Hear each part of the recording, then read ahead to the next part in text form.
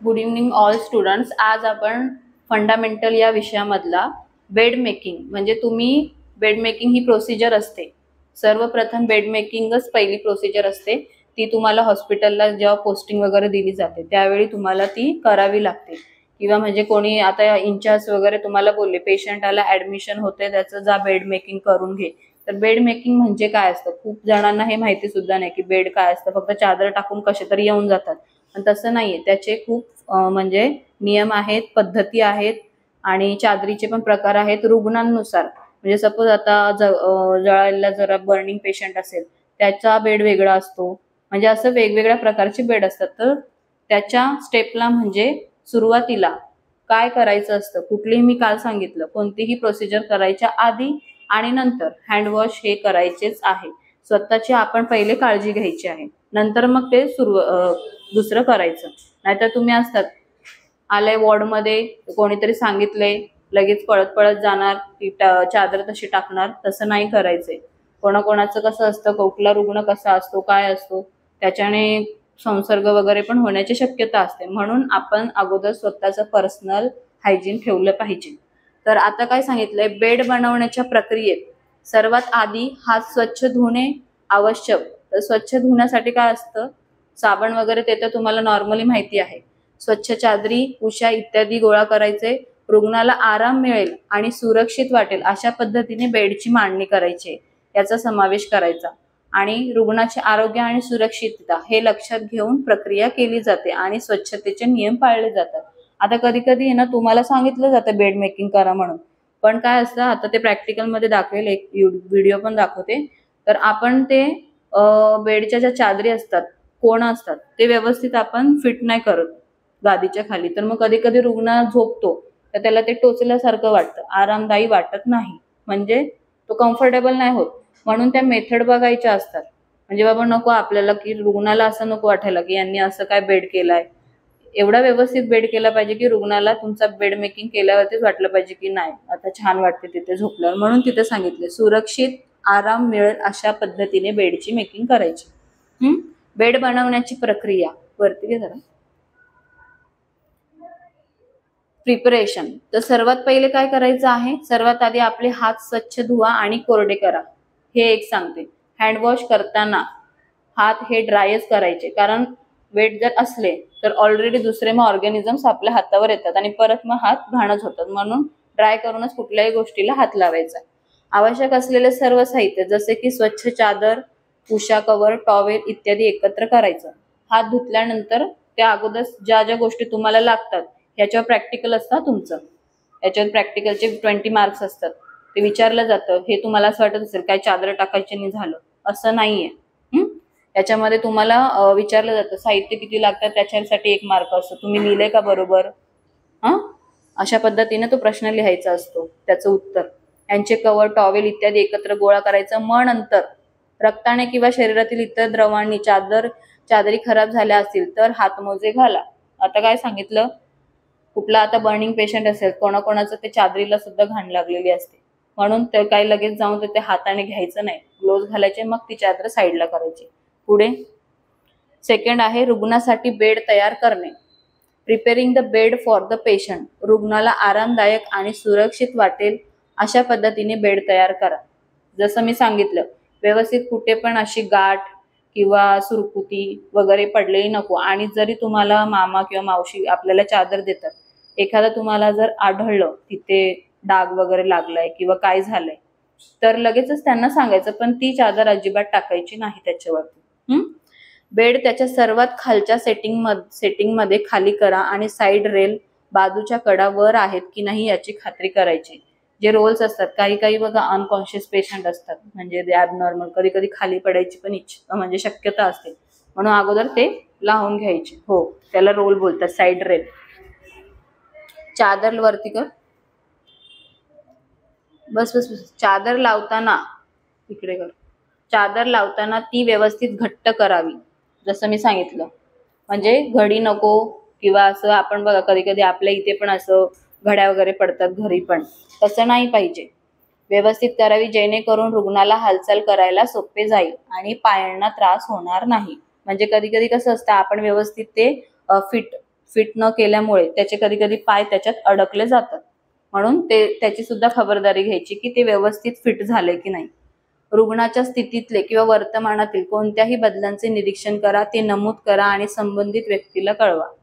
जर तुम्हाला रुग्णामध्ये त्याला तुम्ही बेडवर घेतलंय त्याच्यानंतर जर तुम्हाला त्याच्यात काही चेंजेस जाणवत आहे की अनकम्फर्टेबल फील करतोय की काय, ते लगेच तुमच्याकडे एक शीट असते, TPR शीट किंवा नर्सेस नोट्स म्हणून असतं, त्याच्यावरती लगेच लिहून घ्यायचं की आता कसं लिहिणार, मराठीत तर नाही लिहू शकत आपण, पेशंट्स नॉट मुव्हिंग असं वगैरे, म्हणजे जे तुम्हाला ऑब्झर्व दिसते ते लिहायचं.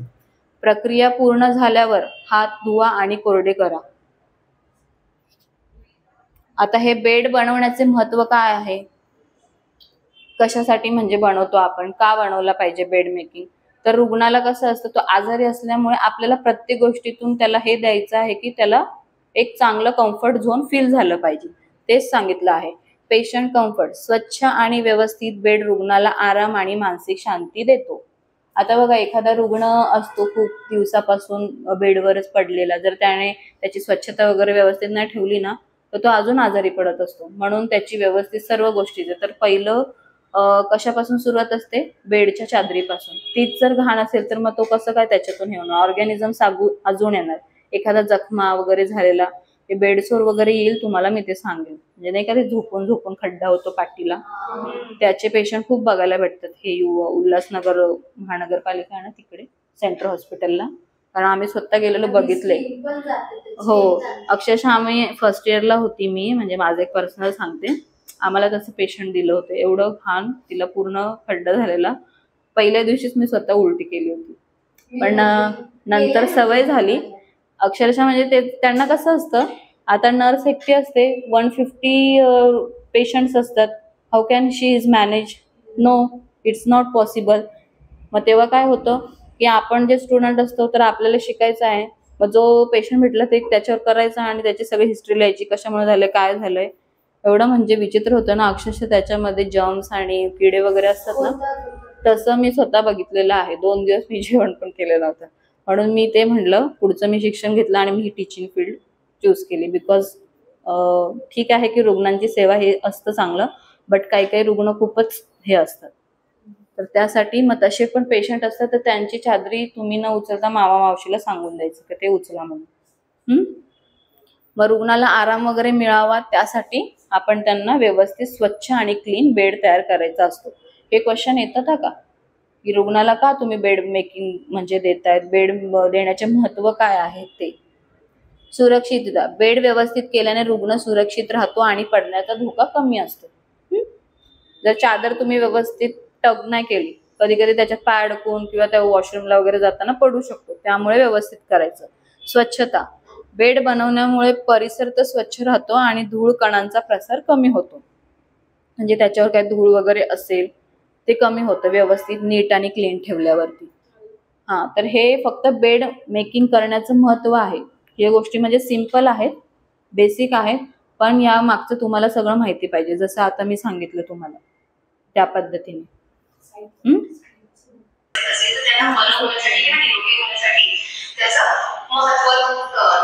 त्याला निरोगी होण्यासाठी ते उपयोगी पडणार आहे. तर दुसरी गोष्ट जी आहे महत्वाची की बेड मेकिंग मध्ये जेव्हा आपण बेड मेकिंग करतो तर बेड मेकिंग मध्ये बेड मेकिंगचे काही प्रकार आहेत. तर सगळ्यात महत्वाचा प्रकार असतो की आपण सिंपल बेड की साधा बेड, जेव्हा पेशंट हा रुग्णालयात येतो तर त्यावेळेस त्याला जो आपण बेड देणार असतो तर तो साध्या पद्धतीने बनवलेला असतो, त्याला आपण सिंपल बेड किंवा साधा बेड म्हणतो. नंतर त्याचा दुसरा प्रकार आहे की ज्यामध्ये तो ऑक्युपाइड बेड. आता ऑक्युपाइड बेड म्हणजे काय, एखादा रुग्ण जो आहे तो बेड रिडन असेल किंवा कंटिन्युअस तो बेडवरती झोपून असेल आणि बेडवरती असल्यानंतर पेशंटला हलवता आपल्याला येणार नाही, फ्रॅक्चरचा पेशंट असेल किंवा एखाद्या पेशंटच्या पोटाची शस्त्रक्रिया झालेली असेल तर अशा पेशंटला आपल्याला हलवता येणार नाही. तर तो पेशंट बेडवर असतानाच आपण त्याला कशा प्रकारे त्याची बेड मेकिंग करायची आहे तर त्या बेडला आपण ऑक्युपाइड बेड म्हणतो. त्याच्यानंतरचा आहे ऑपरेटिव्ह बेड, एखाद्या पेशंटचं कुठलं ऑपरेशन झालेलं असेल तर त्याच्या ऑपरेशनच्या किंवा शस्त्रक्रियेच्या दृष्टीने जो आपण बेड बनवणार आहे त्याला आपण ऑपरेटिव्ह बेड म्हणतो. त्याच्यानंतर असतं की पर्न बेड, की ज्या पेशंटला त्यासाठी जो बेड आपण बनवलेला असतो त्याला आपण पर्न बेड असं म्हणू शकतो. तर आणि तिसरी महत्वाची गोष्ट की आता हे झाले बेडचे प्रकार, तर बेड हे कसे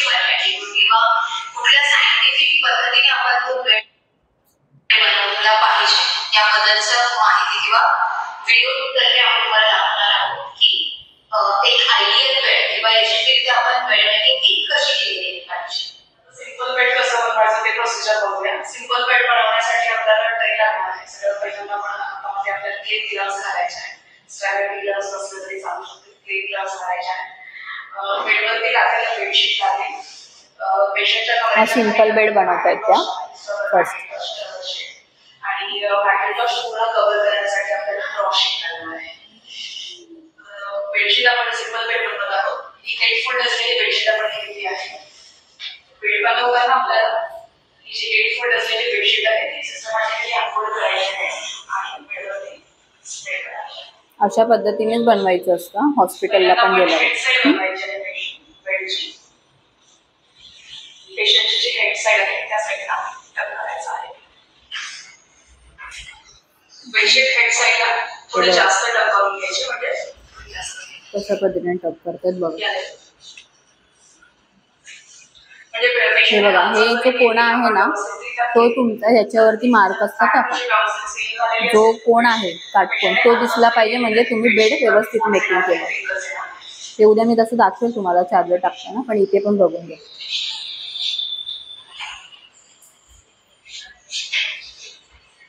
अगोदर हेड साईडला टक केलं, नंतर लेग साईडला.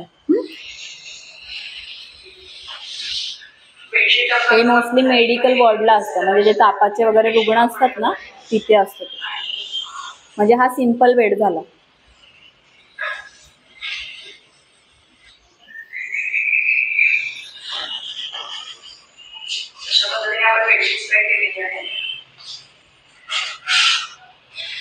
हे काय झालं मॅकिंटॉश. हे मोस्टली बघितलं असेल तुम्ही हॉस्पिटलमध्ये, रबरी त्याला हे म्हणतात.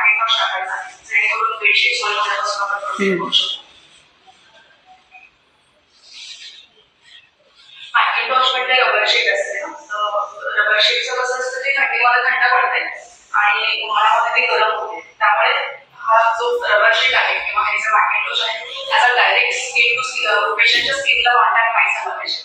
त्यासाठी आपल्याला तो ऐकलं तुम्ही, स्किनला कॉन्टॅक्ट नाही झाला पाहिजे, कारण ते थंड पडतं ना, मग रुग्णाला हे होतं, थंडी वगैरे भरवण्याची शक्यता असते.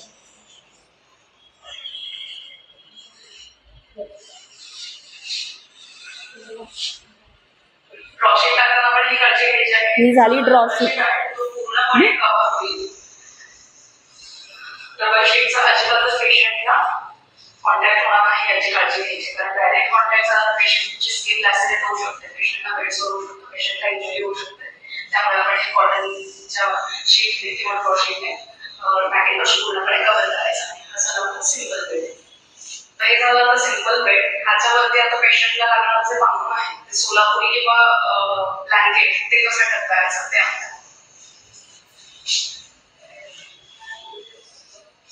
त्या घड्या घालण्याच्या पण पद्धती असतात बरं का, तो बघून घ्या.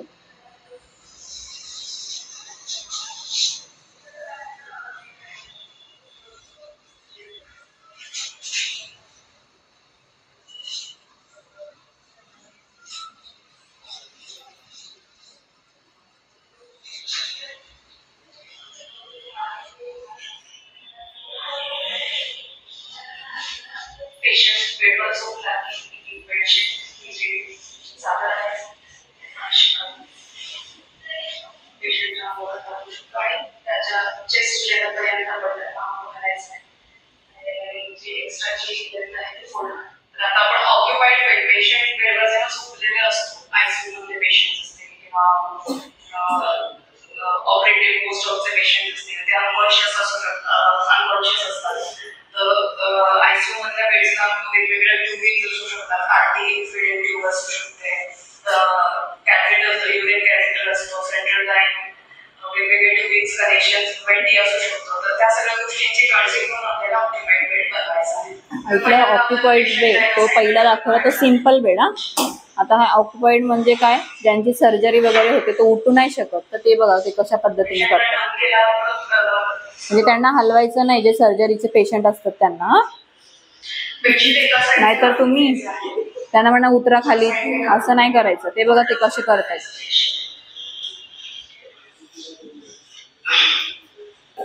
हे हॉस्पिटलला गेलं ना तुम्हाला हे करावं लागतं का. मग त्यावेळी जर ते नाही आलं ना तर सिस्टर ओरडतात, तुम्हाला काय तुम्ही काय लक्ष नाही दिलं का बेड मेकिंग वगैरे करताना. बेडशीट काढलेली आहे त्या साईडने आपल्याला लगेच आणि याच्यावरती पण प्रॅक्टिकल होतं, याचे पण मार्क्स असतात.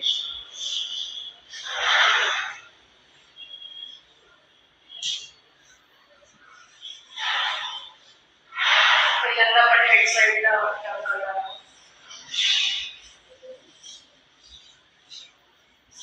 ते बघा त्या कसं कोपऱ्यात हे करून मग नंतर टक करतायत खाली. मग तेव्हा तिथे 90 अँगलचा एक हे होतो, त्याच्यावरती तुमचे मार्क असतात की नाही मग बरोबर हिने बेड केलेलं आहे. ते काटकोन तुमचे दिसले पाहिजे सगळ्याकडे कोपऱ्यांमध्ये. मोस्टली ते स्टुडंटला जमत नाही जास्त.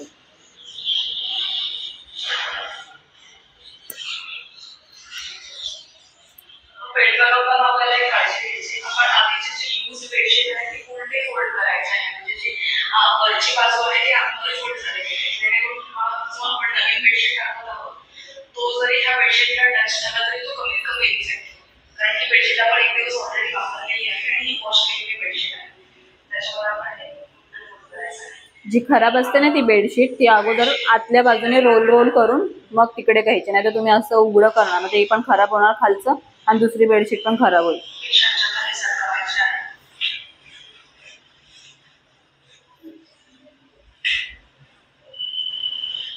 एका साईडला पूर्ण बेड क्लीन झालेला आहे,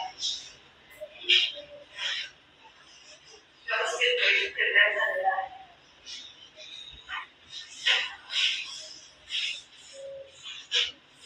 प्रत्येक बेडमध्ये मॅकिंटॉश हा असणारच आहे हा का, कारण कसं पेशंटचं काही पण घाण होऊ शकतं, त्यासाठी ते ओलं होऊ नये म्हणून ते टाकलं जातं तिथे. ड्रॉशीट आणि मॅकिंटॉश हे कंपल्सरी आहे सगळीकडे.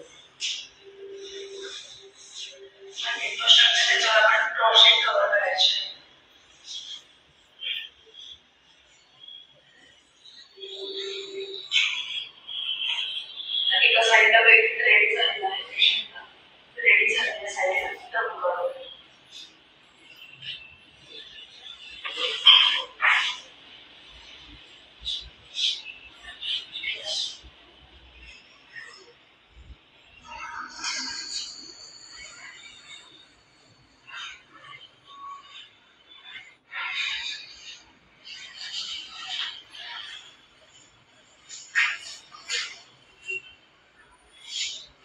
ते बघा त्यांनी कसं काटकोन केलं ते बघायचे.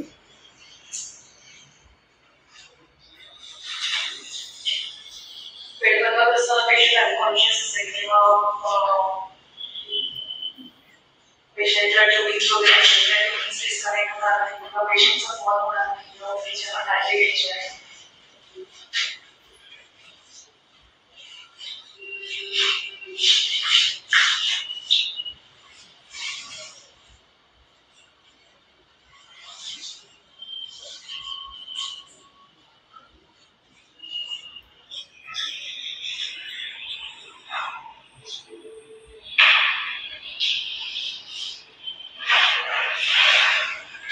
हा कोणता बेड झाला? अशा पद्धतीने या व्हिडिओमध्ये आम्ही तुम्हाला दाखवलं आहे की पेशंटची बेड मेकिंग कोणत्या पद्धतीने करायची आहे आणि पेशंट बेडवर असताना कुठल्या प्रकारची काळजी घेऊन आणि किती योग्य रीतीने आपल्याला त्या पेशंटची बेड मेकिंग करायची आहे. नमस्कार, मी प्रियांका बगडा, बालरुग्ण तज्ञ परिचारिका जिल्हा रुग्णालयामध्ये. आज आपण एक व्हिडिओ बनवत आहोत. आपल्याला गव्हर्नमेंट सप्लायमध्ये जे वेगवेगळ्या रंगाचे बेडशीट्स मिळाले आहेत त्याच्या मागे कारण काय आहे? आता हे बघा कलर कोड बेडचे. तुम्ही कधी ना सरकारी दवाखान्यात गेला ना तिथे वार असतात, सोमवारी पांढरा कलर किंवा कसं कलर असतात. महाराष्ट्र शासन आरोग्य सेवा तसं लोगो असलेलं आपल्याला बेडशीटचे 3 वेगवेगळ्या रंगाचे बेडशीट्स आपल्याला सप्लाय झालेले आहेत. तर पांढरा, हिरवा आणि गुलाबी अशा 3 वेगवेगळ्या रंगांचे बेडशीट्स आपल्याकडे आलेले आहेत. तर बेडशीट बदलण्यामागे बेड किंवा कलर कोडिंग देण्यामागे कारण हे आहे की बेडशीट म्हणजे कापड आहे. तर हा जो कापड आहे तो ओला होऊ शकतो, तो कशालाही म्हणजे पाणी सांडलं किंवा सलाईन सांडलं, ब्लड सांडलं, अशा पद्धतीने तो ओला होऊ शकतो. ओलं झालेलं कापड हा एक इन्फेक्शन सोर्स असू शकतो, त्याच्यामुळे आपल्याला बेडशीट रोज बदलायचं आहे. बेडशीट बदललं गेलं की जेणेकरून पेशंटचा एन्व्हायरमेंट क्लीन राहील आणि पेशंटचं वेगवेगळ्या इन्फेक्शन पासून किंवा हॉस्पिटल इन्फेक्शन पासून संरक्षण होईल आणि पेशंटचं हॉस्पिटल स्टे मिनिमाइज होईल. यासाठी आपल्याला बेडशीट रोज बदलायचा आहे. तर आपल्याला सोमवारी आपल्याला पांढऱ्या रंगाची बेडशीट वापरायची आहे. ऐकलं? मंगळवारी आपल्याला हिरव्या रंगाची बेडशीट वापरायची आहे आणि गुरुवारी आपल्याला गुलाबी रंगाची बेडशीट वापरायची आहे. तर ह्याच क्रमाने पांढरा, हिरवा, गुलाबी ह्याच क्रमाने गुरुवारपासून शनिवारपर्यंत पुन्हा आपल्याला रिपीट करायचं आहे. तर गुरुवारी आपल्याला पुन्हा येईल पांढरी बेडशीट, शुक्रवारी येणार हिरवी बेडशीट आणि शनिवारी येणार गुलाबी रंगाची बेडशीट आणि रविवारी आपल्याला हिरव्या रंगाची बेडशीट टाकायची. या पद्धतीने 7ही दिवस वेगवेगळ्या रंगाच्या बेडशीट बदलून आपल्याला टाकायच्या. आणि ह्या बदललेल्या रोज आपण ज्या बेडशीट बदलतो आहे त्या रोज बदललेल्या बेडशीट वॉश करून पुन्हा वापरायच्या आहे. म्हणजे ही सुद्धा काळजी घेणं गरजेचं आहे. फक्त बेडशीट बदलायच्या आहेत म्हणजे एकदा वापरलेली बेडशीट धुवून पुन्हा वापरायची आहे. तर जेणेकरून पेशंट ही सुरक्षित राहील आणि पेशंटचं हॉस्पिटल स्टे. ऐकलं, बेडशीट रोज का बदलायची आहे ते त्यांनी सांगितलं.